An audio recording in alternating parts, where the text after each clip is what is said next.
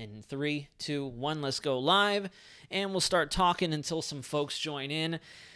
Welcome back to the Weather Center, folks. Good afternoon. It is January 4th, 2024. It has a little bit of a ring to it. I do apologize. I was not anticipating going live today. I'd actually fully intended on creating a Weather Center segment for you guys to digest later on this late afternoon, early evening, as we typically do for a 6 p.m. release. Unfortunately, all afternoon, I've been plagued, and I should say the morning as well, but we've been plagued with power outages in my local area. Someone was kind enough, is what we'll say, to ram into one of the power lines here just behind my neighborhood, and we've been without power since about 11 a.m., and it just recently came back on, so I cranked out a thumbnail, and we're going to talk some weather. We'll try to keep everybody as updated as possible. I know these live streams don't get pushed out by the algorithm as substantially as some of the other YouTube segments do. So, again, we're doing what we can with what we got. We're going to get in here and we'll talk a little bit. And as the title already alludes to, Ethan, welcome in. Mike, welcome in. Live time indeed. Let's do it. As the title alludes to, we're not only going to talk about the snow. We're not going to talk just about the snow. We're not only going to talk about one system or two systems.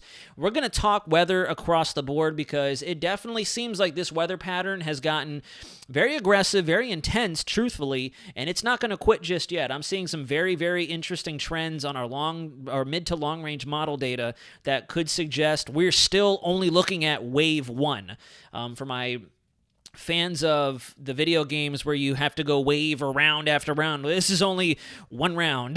We're going to get more after this, and we're going to talk about that. We'll kick things off. I don't have all of my tabs opened up just yet because I wanted to rush this live stream, get it started up. This is what we're going to begin digesting first, is the southeast United States, the Gulf Coast, alongside the Florida Peninsula, parts of Georgia, and I do anticipate the Carolinas are going to get roped in as well. We're going to talk all about this. We're going to start in the south, where we're going to first see conditions roll downhill, and then we'll just move up to the north from there. And hopefully we get as much of a turnout as we did yesterday so I can start answering questions. I'm not on a lunch break today, so I can definitely stay in the chat just a little bit longer. So we're going to get to all that here in a moment. Kevin, I do agree. El Nino is kicking in full force. Right now we're in a battle between El Nino being moderate to strong and wintertime trying to show face as much as it possibly can. So we have a conflicting set of jets. We have a conflicting set of air masses in different environments. So we're going to have a lot going on. And I do agree. It's like round one of the 24 NFL draft for sure.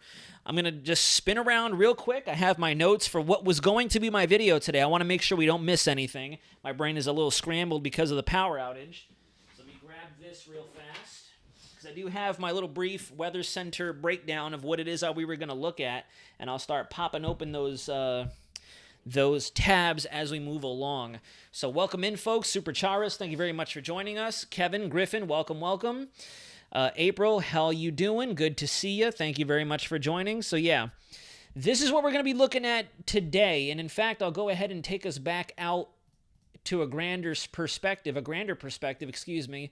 Let me change to the national perspective so we can look at the whole big picture. Here's our day 1 through 8 overview. And as you can see, which again, as I mentioned during a brief little Instagram live I did not too long ago, it's very nice to see that Storm Prediction Center did go ahead and highlight the southeast for that marginal risk of severe weather. If you guys have been keeping up with my TikTok, my social media here on YouTube, the few segments that I've put out, I've been mentioning that don't be too shocked if we see a marginal risk for some isolated severe weather as that first system, the first real system. I know we just had one pass through yesterday, giving us this pretty good weather down here in the southeast right now. This is technically system number 2, numero dos.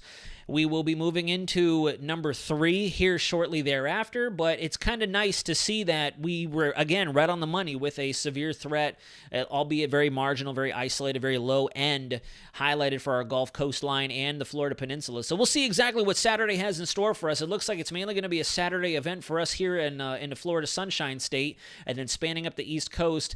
Model depictions today do give it a bit more of a textbook nor'easter look. You're going to have that northeasterly flow into the northeast United States. So the current iterations on our 12Z data particularly do have a bit more of a nor'easter look to it, and that could influence where we see our snowfall. We'll get into that towards the back end of the live stream. Oh, here's Willow. She finally wants to join us today. I don't know if you guys can see her tail. Malachi, welcome in. Chris, welcome in. Jay, I need to translate that. El tiempo severo en toda parte del mundo, en la zona de texto, en la zona de la Florida y también la ciudad de Nueva New York. También más me que tiempo severe. If I'm not mistaken, you're asking at what time will the severe be in Florida, and then at what point will it also go up to New York? So it looks like for the current severe threat, we're looking at Saturday, very marginal low-end risk. We'll probably just get some thunder and lightning out of this setup.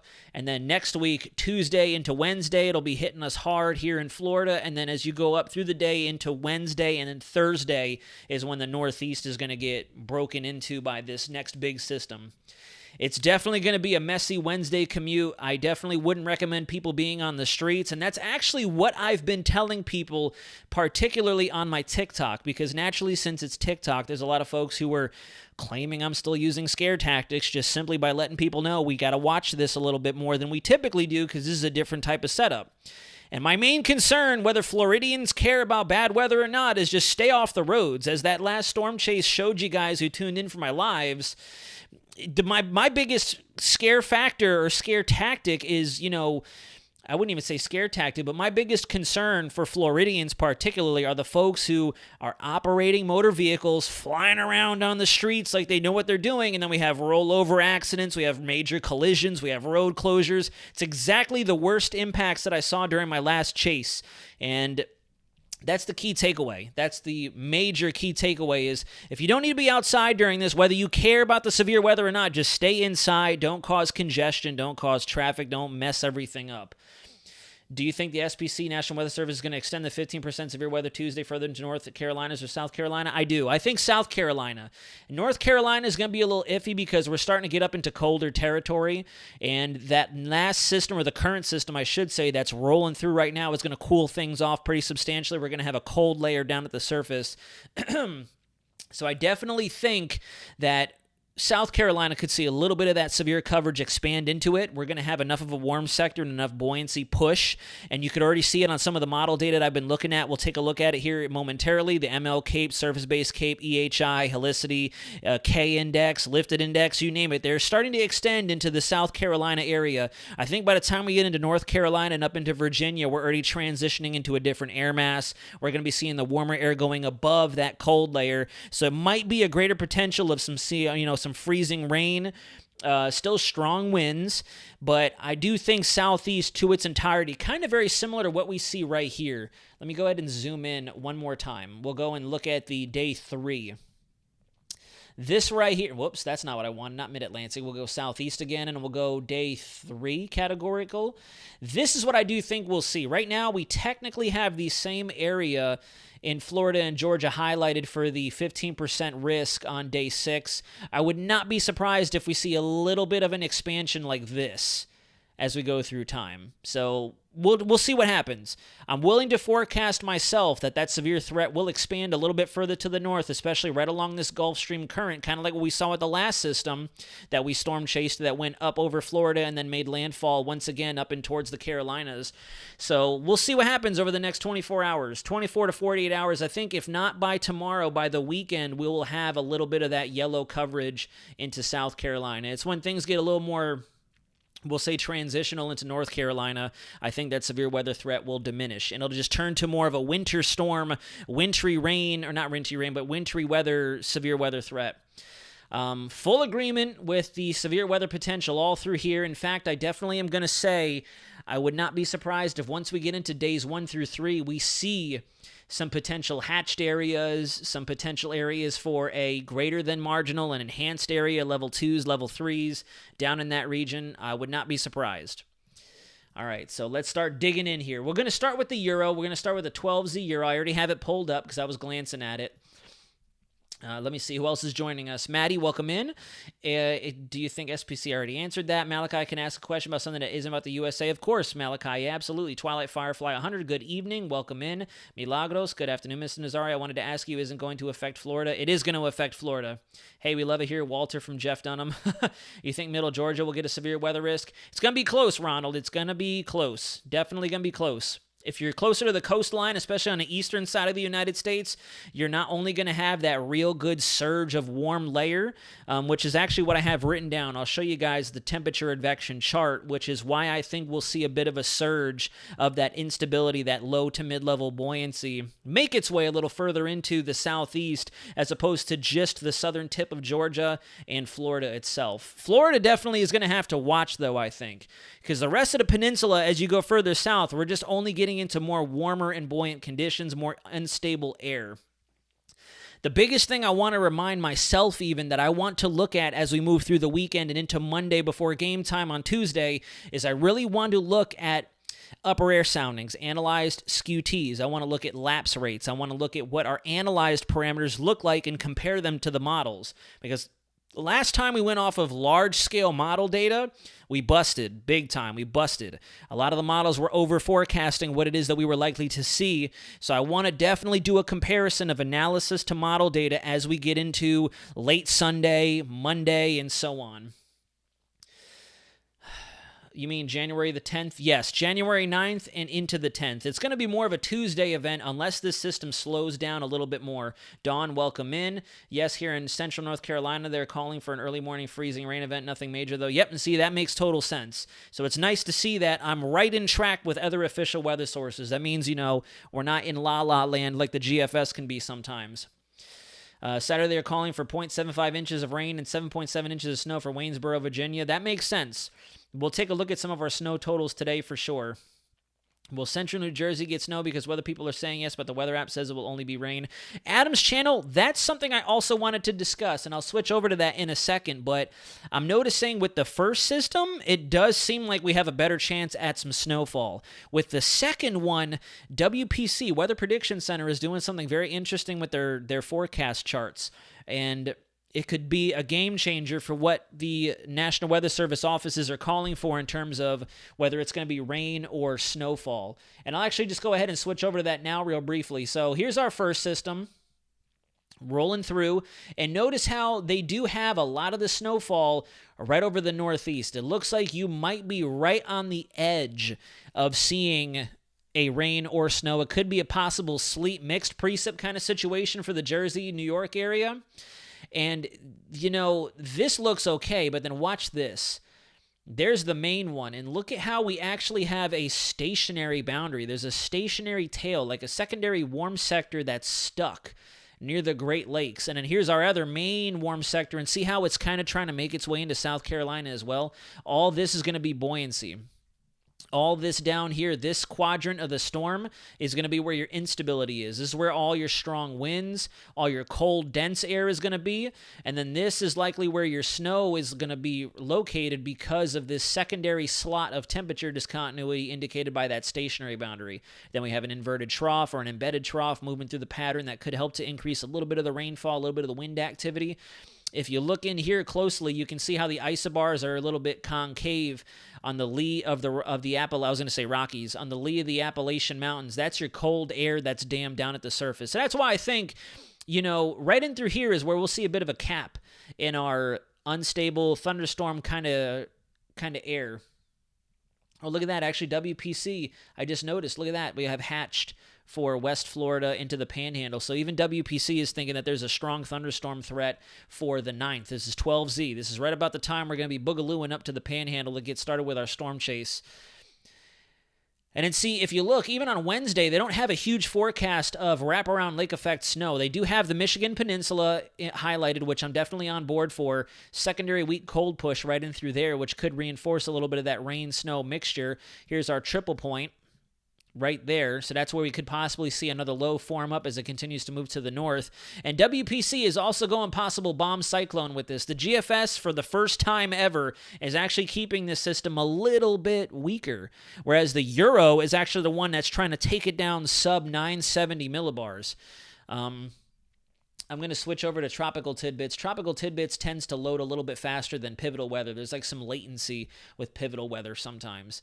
So we'll go to 12Z GFS first. Here comes our first system. Good rain event for the southeast. Marginal risk for severe weather. You can kind of see the GFS is indicating that with our yellows and slight shades of red, especially as you go along the Gulf coastline. You're going to get some modification from the Gulf Coast water or the Gulf of Mexico waters. And then we very quickly see that transition to snow. And this is what I was talking about, guys. The GFS has it a little bit more of that bona fide. I'm talking like if you were to look in an actual weather textbook, this is nor'easter right here. Because if you look, especially right at this point in time, notice how we have our northeasterly wind component like so coming out of the east and northeast, wrapping around the low. We have all of this offshore flow, winds blowing onto the coastline, and there's your rain-snow line. So the GFS does want to bring snow to Manhattan, New Jersey. We'll have to see exactly how this lines up because this would definitely be a nor'easter system. The true definitive nor'easter. A lot of folks like to say nor'easter, but oh, what's going on? Why is it glitching? I do see that. There we go. We're back. I don't know what the heck that was. Maybe there's still some latency from the power outage. More bona fide nor'easter. Strong nor'easter, too. 984 millibars. So we're definitely going to see some possible blizzard conditions further inland. My son is coming up to St. Petersburg from Miami. You think is going to be any problems on the road? Milagros, what day specifically? What day specifically will he be on the road? We should be back in business, though, folks. Let me know if the stream is still messing up. I can see what YouTube is displaying here, and it seems like we're moving. We're back to excellent connection, supposedly. So there's our first one. Could really dump some snow. Here comes our second one.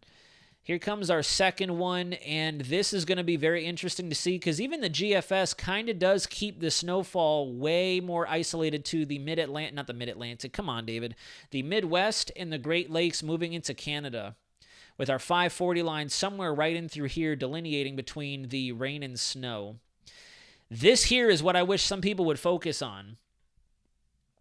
I wish that there were more people focusing on this line of potential squall and very heavy rainfall activity.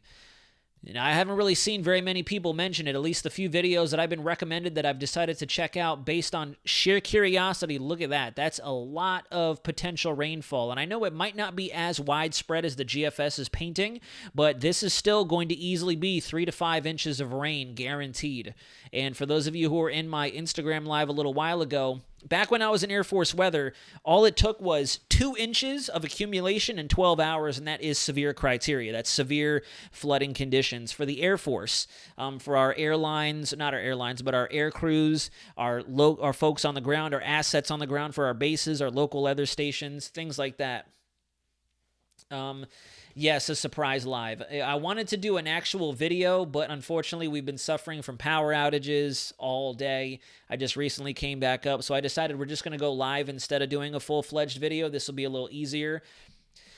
But yeah, I think the number one threat, just looking at this, is flooding. For sure, flooding is something we really want to pay close attention to. Number 2, a very close second, is going to be strong, and I mean damaging winds. Strong winds are going to be an issue as well, undoubtedly. Dang it, we're lagging up again. I do see it. We're definitely lagging up. I don't know why we're lagging up, guys. I apologize for that. It's just such a shame. I think it has something to do with the latency in my internet connection since we just came back up. Let me check my OBS studios. Yeah, OBS is running very, very slowly right now. I don't know why. OBS is being janky. So that could possibly be why it is that we're struggling right now in the live stream. I do apologize. So on the 8th, he should be okay if he's coming up on the 8th. It looks like it's going to be the 9th when we will see some very, very bad weather. Even right here, if you look at this static image that I have pulled up, this is already the 9th at 7 a.m. This is as we wake up on Tuesday. Here's the 8th right here. The 8th, we're just going to start seeing things get started. We'll see a lot of shower activity surging through the Gulf of Mexico. And as we go into Monday night is when the rainfall is going to amp up for all of our Gulf Coast states through Texas, Louisiana, all the way into Georgia and the panhandle of Florida. And then the real action is going to get started as we move into the afternoon on Tuesday. It's another thing I'm a little concerned about is just how much cloud cover are we going to have out ahead of this system? Is this initial push of warm air right in through here as it moves to the north going to provide us with enough cloud cover to keep things a little more conditionally stable over the Panhandle and over the Gulf Coast, or are we still going to see enough diurnal heating as we go into Tuesday for us to really get good ignition of surface-based CAPE, earlier daytime convective movement, or I guess lift in the atmosphere? So we'll see. There's going to be some conditions that need to be fully met for this to be an absolutely unstable setup. That's why I want us to go back and reference the actual SKU-T and analysis data as we get into parts of Monday and Monday night. Right about here, 12 Zulu on Monday will actually tell us a lot, which is good. This storm is actually behaving itself technically in terms of timing, because not only will we have a daytime event for much of the southeast, but we'll also have good analysis and upper air data to play with at 0 and 12 Zulu, as opposed to being in between that and an overnight situation for us chasing here in Florida. Are we going to get a high wind warning for Ohio next Tuesday? I would definitely imagine you will. That's for certain. A lot of the model data right now are thinking that we could see gusts and sustained winds anywhere between 35 to 45 knots. Gusts getting even higher than that as this system continues to deepen. I shared this on my Instagram and my TikTok story. What I'm going to show you guys is the MSLP anomaly. Look at how bat-butt crazy this system looks on our anomaly chart according to the European model. What this is showing is this is where our area of low pressure is likely to be felt. This is the influence of this low pressure.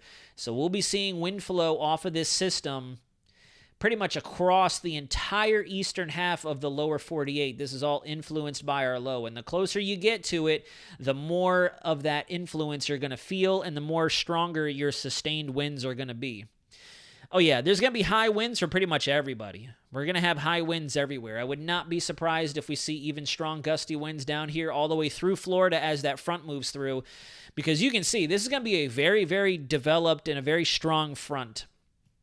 You could draw this sitting 1,000 miles away from your chair. You can see where that frontal trough is. There's your cold front. This is 03Z on Wednesday the 10th. So this is as we're getting into closer to midnight on Tuesday into Wednesday. That front will be through Florida. The worst will be over. There we go, lagging out again. I really hope YouTube would stop. YouTube better stop. My internet connection better stop. It needs to come back, please. Stay buffered, stay strong. We're talking really good weather here. Yesterday, the Euro model had this storm system cutting to the north, and the GFS had it going more east. Now, the Euro model has it going more east, and the GFS has it cutting more to the north.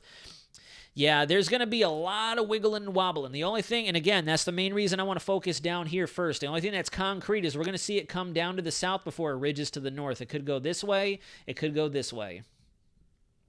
Dang, I don't know why we're still struggling for some reason. It's so weird. I'm getting a little upset. But all right, here we go. So let's go down into the nitty gritty. Let me change websites and let's start talking the south and the southeast. Let's go to GFS. This is where things get a little more impressive. That's 18Z. Let's go back to 12 Zulu. All right, here we go. So this is going to be our surface-based CAPE. We're going to look at surface-based CAPE first. And that's what you have for this system on Saturday. Some decent buoyancy, I'm not going to lie. Some decent, potentially untapped buoyancy through max heating of the daytime. We have at least upwards of, like, look at that. We have about maybe 300 to 400 CAPE with a little bit higher down towards southern Florida, getting up close to 800. And you only need about 800 joules per kilogram to, oh gosh, yeah. We lost a lot of viewers just now because of that lag. What a shame. This is really annoying. I just can't win. I can't win. This is getting very frustrating. I'm not going to restart the stream, but this is ridiculous. We're still losing viewers. People, I guess, must have been kicked out, or the stream must have ended for a few people, and we're losing a bunch of folks. Yeah, no, we're still here. We're definitely still here. I'm still broadcasting. What a bummer. This is so, man, I'm going to go out there and finish the job, whoever rammed into the damn power pole out there. This is really pissing me off. But all right, this is surface-based CAPE. Not looking too sporty for our first system. Like I said, very low-end marginal threat. But look at all this CAPE that we see surging up during this next system. And particularly, it becomes uncapped at max heating of the day over Florida. We have almost upwards of 1,000 joules per kilogram spreading into southern Georgia. And remember what I said, guys. Look at this right here. We have really good Cape surging into South Carolina. We're going to see a cap in North Carolina. I don't think we can trust these values into North Carolina, but the first half of South Carolina is where I do think we'll see some untapped potential, untapped, potential in South Carolina to get some good instability down there. And look at the Florida Peninsula. Nothing to scoff at. Looking at between 12 to 1,500 joules per kilogram of Cape right through interior Florida with even greater values off the coast that could possibly work its way in before sundown. And then the ML Cape, the mixing layer Cape, gets even more impressive. There's our first system, marginal Cape, enough to give us some thunder and lightning, it looks like, 200 to 300, a little bit more offshore. And then with the next system coming through, bam! Really good ML Cape right over the state of Florida. And again, look at how it's spanning up into South Carolina. Really good wind component coming out of the south. Good warm air advection. You can see right in through here, even greater ML Cape into the state of Florida, untapped or uncapped, all the way up to 1,200 joules per kilogram. Even greater values getting up along the coastline. So that's why I do think we'll have a bit of a water spout, offshore rotational threat. If you come over to EHI, and I haven't really looked at this, guys. I'm briefing this as I look at it because I haven't had the chance. My power's been out. EHI values, yeah, we're still seeing. Actually, these are even higher EHI values now for the Florida Peninsula. This is a little concerning. Definitely a little concerning. We're seeing stronger EHI values. And once again, I'm telling you, South Carolina, if I were SPC, I would go ahead and rope them in. I'd go ahead and expand that little corner into coastal South Carolina, maybe trying to get into North Carolina, but I'm not confident in North Carolina. I would think the southeast and extreme eastern coastline of South Carolina has the potential to see some of those squall-like conditions. But yeah, EHI is very impressive. And for those of you who don't know, as how close are we is mentioned, Cape is available potential energy, which basically in layman's terms means potential energy is energy for these storms to get strong, storms to brew, form really strong updrafts. That's the energy. It's like momentum in the air, the rise. The more Cape means more buoyancy. The more buoyancy, the more lift, the more strong and tall our storms could get. And that's why typically with more Cape, you'll have stronger storms because you have very aggressive vertical and tilted updrafts. Well, actually, I lied. I should say, gosh, people lagged out and they think that the stream is over with. This is very frustrating. But anyways, I'm going to get back to it. Cape is one piece of the puzzle. That's why we like to look at our shear and our buoyancy. Shear buoyancy was a product we used to use in Air Force weather. So shear gives the thunderstorms their rotation and their tilt to long last or to survive, as opposed to a vertical updraft going straight up and then raining back down and killing the storm. In this case, we're going to have really good shear and really good Cape, so this is not a good setup. That's why I wish people would kind of take this a little bit more into consideration, and this is why we're going to start up in the Panhandle, right up along Apalachicola Bay, maybe a little further to the northwest into Panama City, closer to where Tyndall Air Force Base is, and then we're just going to ride this line back in. That's another cool thing, too, is it shouldn't be a very spread out event for us here in Florida and along the Gulf Coast. It should be more of a definitive squall line, so we will be able to chase these storms as they move through. When is this going to happen? For us here in Florida, it's looking like a Tuesday and then early Wednesday event. There we go, lagging again.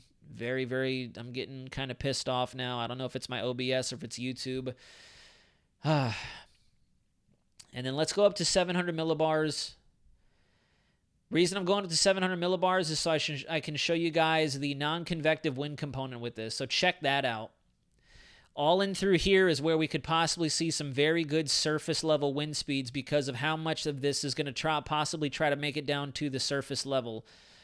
And this is also showing us our wind shear. If you kind of, do a little bit of extrapolating, you can kind of get a picture of what our shear component will look like, because down at the surface, we're going to have southerly flow. If you go to the mid-levels and upper levels, you can see we're here, and then in the upper levels, we're out of this direction.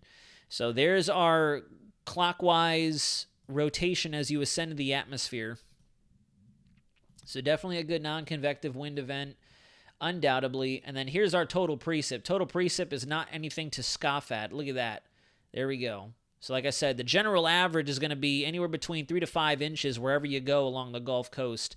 So all through here could be some very good severe flood potential.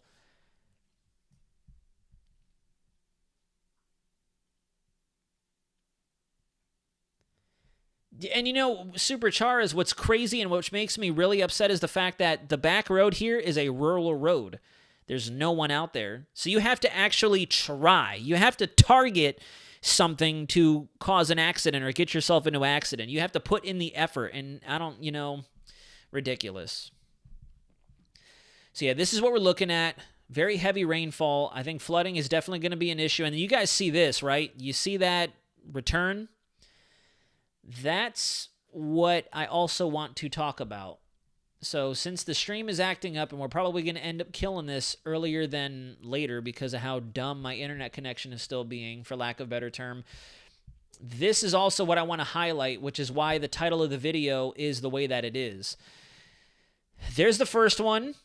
We've got some... Oh, by the way, another thing I wanted to point out was these Alberta Clipper systems are going to be crucial in determining how much snowfall we get, because technically speaking, with each of these little Alberta Clipper systems that transition across, these little fast movers along the United States-Canadian border, those are also going to bring very small little dosages of colder air up to the north and the northeast and the Great Lakes. So each of these little Alberta Clipper systems that move through is just going to be another punch of cold air, another layer of cold air to help feed that snow line on the western side and the northern side of these storms. Let me switch over to our MSLP and precip, and there you go. You can see it right here. Here's one carrying another little shot of snow that's going to merge with our nor'easter. Then we have another little Alberta Clipper running through the Canadian-U.S. border. And if you track it through time, that's exactly where they move. You can see this reinforces the cold air up there. This next one tries to reinforce the cold air up there. You can't really see it too well, but there's another very weak low right in through here. You can see that wave, that little unstable wave in the thickness lines, and then there's your snowfall associated with it right at the northern side of it. So very weak low pressure right there as this main one's getting kicked off. That's also what's going to help to kind of intensify the snow here. And I think maybe that's why WPC, let's track that through time a little. That's why, yeah. I think that's why WPC has a random stationary boundary up and through this general area, because we have a weak Alberta Clipper supported by a weak jet finger up in the northern tier United States. It's going to help to kind of keep our thickness line somewhere right in through here, that 540 0-degree line. So very interesting to watch. We'll definitely have to see exactly what that does or how that plays out. But, yeah, I do see that. How close are we? If you watch, I'll take this very quickly through time. Here comes another one. I posted this on my Instagram as well. This is a different system. This is a different system. You look at that, and there's another one that the GFS is hinting towards. And you know what? I'm not entirely against that. I'm really not entirely against that. Do I think we're going to see a lot of changes? Yes, but I do think that we're going to see another system form up. In fact, let's go to the end of the 12Z Euro and see, yeah. See, even a Euro is on board with that. A little bit further to the north, but the Euro has another system coming through. And here's our snow line. So this could possibly be another major weather event for the north and northeast. All of this should technically be snow. So I do actually kind of buy into the GFS progging another system going through, and that's why the whole title of this live stream is "This Weather Pattern is Not Going to Quit." And we're frozen again. I'm starting to really get upset with this live stream, man. I can't win. You know what? We're probably going to end up doing a live stream tomorrow. I do sincerely apologize. What I'll probably end up doing after this live stream is go and reset my modem, reset my router, make sure that's all copacetic, since it's probably still fried from the power outage earlier. My phone is getting lit up right now, too, as a matter of fact, which is crazy. Whoa, okay, yeah. Video is still blowing up. I'm probably getting more hate comments.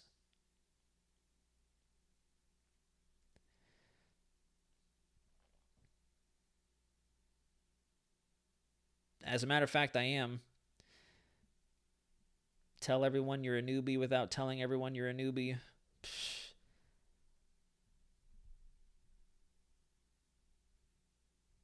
What a shame. That's really annoying.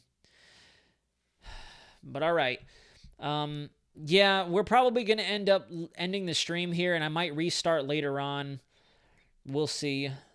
My area is getting 4 inches plus. I believe that. When they put a high wind watch, is it Sunday? They will probably put a watch for high winds sometime. Yeah, I think Sunday night into Monday, at least for the rest of the Southeast, we could definitely see some high wind watches go out. But we'll definitely have to pay closer attention as we get closer in time. Driving too fast for conditions would cause accidents because the roads would wet and slick, but some folks don't pay that much attention. They just want to be in a hurry for no reason. I agree. Sometimes when I see people flying around, I always want to pull up beside them and ask, you got the president in there? You have a high-valued VIP? Because, shucks, you are definitely off in a hurry. And that's when the accidents happen. That's my biggest concern as of right now. We still have time to take a look at what kind of moderate to severe parameters we'll have in the state of Florida and the rest of the Southeast. But regardless, we're going to see a good amount of rain with this. And as my last storm chase proved, folks do not know how to operate motor vehicles in the rain. And so right now, I would say the severe potential exists if you're out on the roadways. That's what's going to get a little crazy and chaotic. We have beautiful weather today, and we got people crashing into power lines.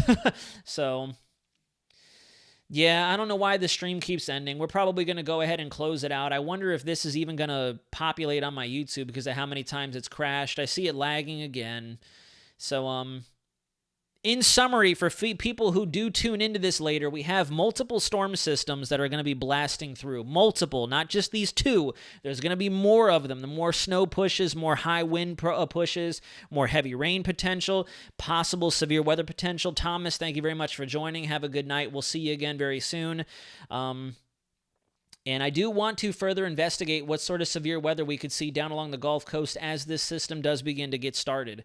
Because I do think what's going to end up happening is this first low that comes through this weekend, if it doesn't carry too much cold weather, if it does not carry too much cold air advection with it, which is what I'll switch over to before we get kicked out of the stream one more time. If we go to 850 millibar advection, yeah, see, there's not a lot of cold air associated with this system. I mean, there is some, but it looks like look at that. It looks like the warm air advection with this next one is going to be way too substantial to create another scenario where last time we bust like we did with the previous system here in the Southeast. Way too much of a warm sector. And you can see that the warm air with this, our upper level front or our upper front, is already surging up into the Great Lakes. That's where our warm conveyor is. So at the surface, you can guarantee that we're going to see at least enough of it make it into Florida, parts of Georgia, South Carolina to provide us with the level of instability we need for when these two air masses collide. We'll see some really good thunderstorm activity. So we'll definitely have to see exactly what takes shape. And yeah, I do see some of you guys commenting. I don't know why I'm getting hate comments. I swear, if I play the video on here on a live stream, you'll definitely see that there's nothing. Am I fine in North Miami on the ocean? Tell everyone you a newbie without telling. Look at the map. Oh, maybe that's. Never mind. Maybe that's somebody else commenting on someone else's. But TikTok is a brute. I mean, we're growing on TikTok. TikTok is definitely a totally different ball game than even Instagram and YouTube. Here's the 18Z GFS right here. Yeah, look at that. Very, very explosive warm air advection. There's a lot of warm air advection in a really good low-level jet, a powerful low-level jet. Look at that. Very, very explosive low-level jet. That's my biggest takeaway. Some people can say that I'm hyping, I'm fear-mongering, but if that's hype, then shoot, all these other people need to win Emmys and Grammys because of how much they've been putting out on their channels, and I'm going to say it on this channel because, shoot, this is a different guy. This is different kind of beast. This is a different setup than what we're used to seeing. This is a very, very expansive storm with a very, very vigorous cold and warm sector to it. We have different source regions of cold and warm air being tapped into. As a matter of fact, I'll do you guys one better, and I'll show you just how much of a difference this is. I'll go to the North America AOI. Look at this. Now, this is what I try to tell people, and if you want to fact check me, you can go ahead, but I'm sure other meteorological sources will agree with me. But if you look, we have winds coming all the way down out of northern Canada. There's an anti-cyclone right here that's helping to drive cold air, and then we have another low right in through here that's just feeding in even more cold air from this source region. So we have a lot of cold air coming in. If you guys look at 850 millibars, you see this acceleration in the winds all the way down into the Caribbean where it's hottest.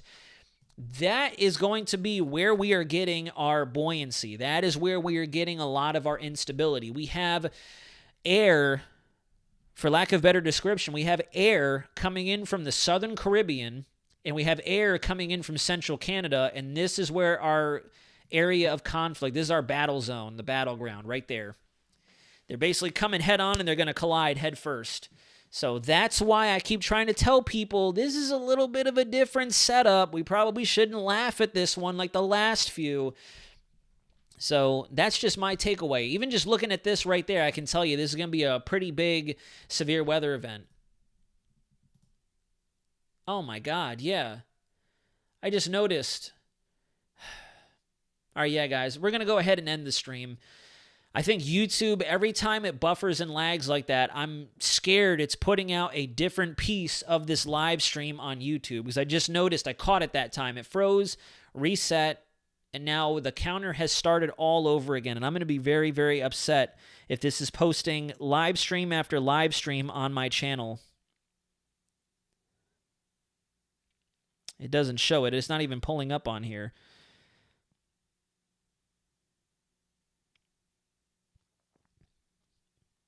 Anyways, I do really, really apologize for the technical difficulties. I don't know what's happening. It's got to be because of the power outage. We never have this many technical difficulties with a live stream, and I'm feeling a little defeated right now. So we're going to go ahead and wrap up the live stream, and we'll get back to you very soon. Hopefully we can do a full-fledged video tomorrow. Yeah, see, Supercharged, what's happening, and I just caught YouTube in the act, what's happening is every time it buffers and restarts, it's because it's starting the stream all over again. And what I'm afraid of now, which is why I'm just going to go ahead and end it, is that every time YouTube restarts, it's sending another snip of the live stream and uploading it to my channel, and I do not want this live stream broken up into 5 minutes, 5 minutes, 5 minutes, 5 minutes, 5, 5, 5, 5-minute pieces. That's... No, we're not going to have that. I'd rather just delete everything and start from scratch either later tonight or tomorrow. But we're going to go ahead and wrap the live stream now. So I do apologize, guys. Please, if you have the opportunity and the available means to do so, follow me on X, follow me on Instagram, follow me on TikTok. I have more and more updates coming out on those sources every day. I'm going to go ahead and try to reset my internet connection here and see if we can get back in business to try to provide some kind of a late evening update, if not a first thing in the morning. And no, it's not that the internet is slow. It's because we had a power outage all day. Someone hit a power line nearby actually right outside my neighborhood, and we had no power from 11 a.m. up until about an hour ago, if that. So that's why I broke into a live stream as opposed to doing a video. Yeah, so again, for those of you watching, I'm very sorry about the technical difficulties. I had a lot to talk about today. There was a lot more I wanted to go into, but I'm definitely going to go ahead and just end the stream before it either gets carried away and starts doing all sorts of funky things. Maybe we're okay and it's not uploading to my channel in pieces, because I haven't seen it pop up just yet. I haven't seen it populate. So, oh God. You see, this is what I'm talking about. This is exactly what I'm talking about. I'm not going to flash it too much on the screen so you guys can see it, but this is why I want to do live streams, and I want to keep everybody updated, and this is why it does, to an extent, make me upset when I get hate comments on other social media platforms, because now I'm seeing posts double historic snowstorms. Are you serious? Are you serious? Like, please stop. That's hype. This is not hype. I'm explaining the dynamics and I'm explaining the environment. That is not hype. Double historic snowstorms? Are you kidding me? I feel like messaging this person and saying, what are you doing? Dang. But anyways, guys, yeah, we lost a lot of our viewers. We'll go ahead and wrap up, and I may try to reattempt later on this evening. We'll see if we can go for 7, 8 o'clock. If not, maybe what I'll do is I'll I'll go to the gym extra early tomorrow morning. We'll do a live stream in the morning. Oh, no, Supercharged, double historic storms. Now we're saying 2 double historic storms. What? Double? No. But, I think, you know what? I think that's what we'll probably try to do. I'll try to go to the gym early in the morning. We'll do a morning update. And then at the end of the day, we'll do an evening update because I need to figure out what's going on with my internet connection. It hasn't lagged yet. We might be back in business now, but either way, it's already been severed and we lost a bunch of the viewers, so we'll go ahead and just call it, and I think that's going to be the game plan. I may post a very normal, I read your comment, Supercharged, a normal update. I'll post maybe a small update later tonight in the form of a YouTube short or something like that, or just another community post. And then what we'll do is tomorrow morning, sometime around maybe like 8 or 9 a.m., I'll sit in on a live stream before I have to clock in for work. And then we'll do another live stream when I clock out of work at the usual 8 p.m. time.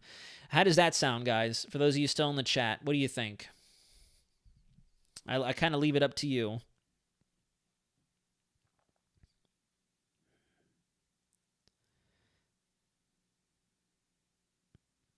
Oh, I see what it is. They're talking about the second one that we were just analyzing right now, that second historic storm. Crazy, crazy stuff. Crazy stuff. People are going off the chain, flying around everywhere. There's historic stuff everywhere. Only 8 p.m.? Is that because you're going to be in school? How close are we? I feel like that's what it is.